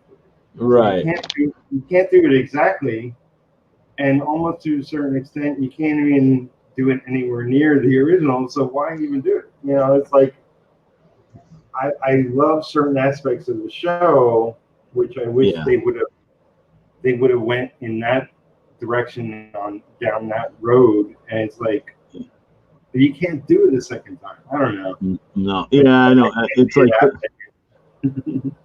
it would have to be like I don't see how they can really come back from the way they ended it and stuff. It's like, what would they just? It would almost have to be like an entirely new thing that's just kind of loosely associated with like the original island and stuff. They could, like I could see them doing it, but like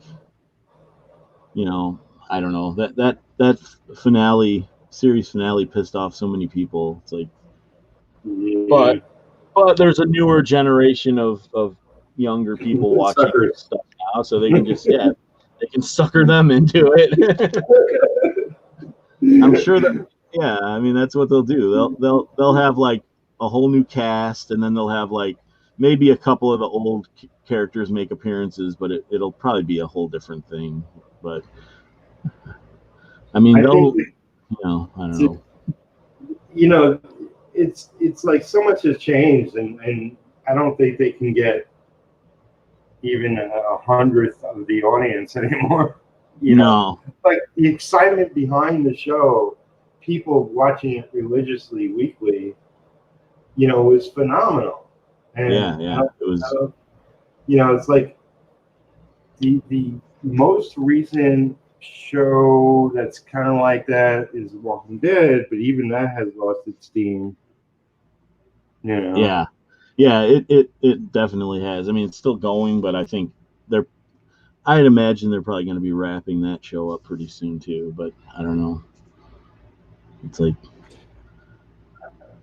to me, it looks like maybe 2 or 3 years more.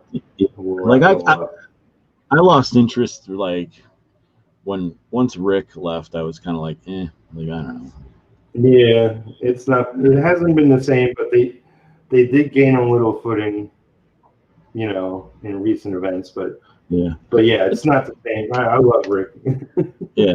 Walking Dead's one of those things, like I haven't been watching it as it's been coming out, but like I'll probably sit down and finish it, like I've seen like what 8 or 9 seasons of it. What are they on now? I don't even know. Like I've seen most. Yeah, I've seen most of it, so it's like I'll finish it, but I don't look forward to it the way I did when it was, in its prime. Like I watch it like religiously.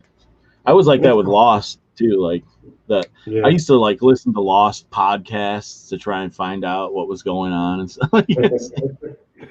What's it mean? What's it mean? And then they like didn't. They like left so many things open ended on that show that it just pissed me off. Like, I love the freaking like just the whole scientist story and that angle. Yeah. I would have loved the finale to be something related to that. Yeah. Not just a complete cop out. Yeah. I mean, they basically threw all that shit like out and just said, I don't know. It was dramatic, but not really effective in a good way. No, but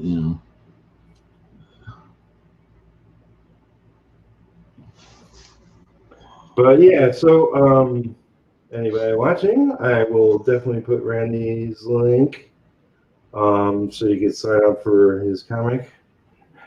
Kill Reba. Yeah. And look forward to updates and artwork, and you can watch him when he shows up on Jeff's channel, I guess. Yeah, that's pretty much the only place on YouTube I'm really at. I mean, I started a channel, but it's very small. There's not much content. I just do puppet shows. Yeah, I'd probably get more views if I did that. And this is what's going to happen in the comic.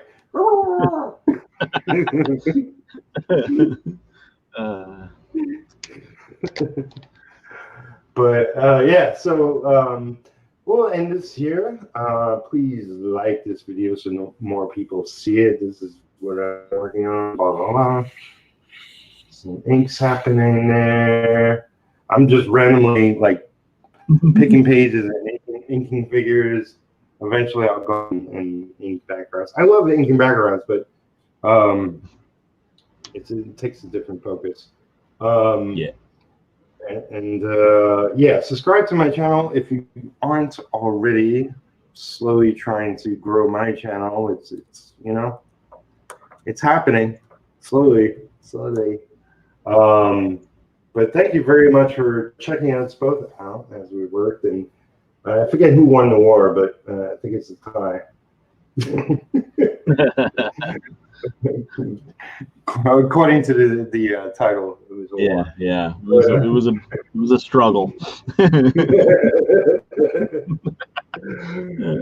But thank you, Randy. It's been fun. This is good hang out. Yeah, thanks for having me, man. My pleasure. Till next time. Take care, everyone.